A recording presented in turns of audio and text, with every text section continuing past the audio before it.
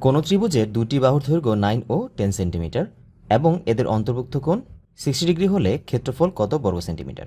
এই অবজেক্টিভটি 2018 সালের এসএসসি পরীক্ষায় এসেছিল। তো কোশ্চেনটি সলভ করা যাক। এখানে আমাদের বলা আছে একটি ত্রিভুজের দুটি বাহু হচ্ছে 9 ও 10 সেন্টিমিটার, ধরলাম এটি হচ্ছে 9, এটি হচ্ছে 10, এবং এদের অন্তর্ভুক্ত কোণ হচ্ছে 60। দ্যাট মিন্স এই কোণটি হচ্ছে 60 ডিগ্রি। তাহলে এর ক্ষেত্রফল বের করতে বলা হয়েছে।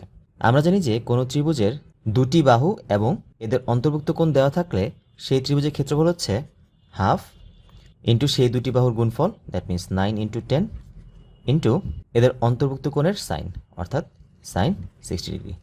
তাহলে আমরা ক্যালকুলেশন করলে পাই, তো এটিকে আমরা ক্যালকুলেটরে বসালে পাবো 38.97। দ্যাট মিন্স আমাদের অ্যান্সার হচ্ছে খ 38.97।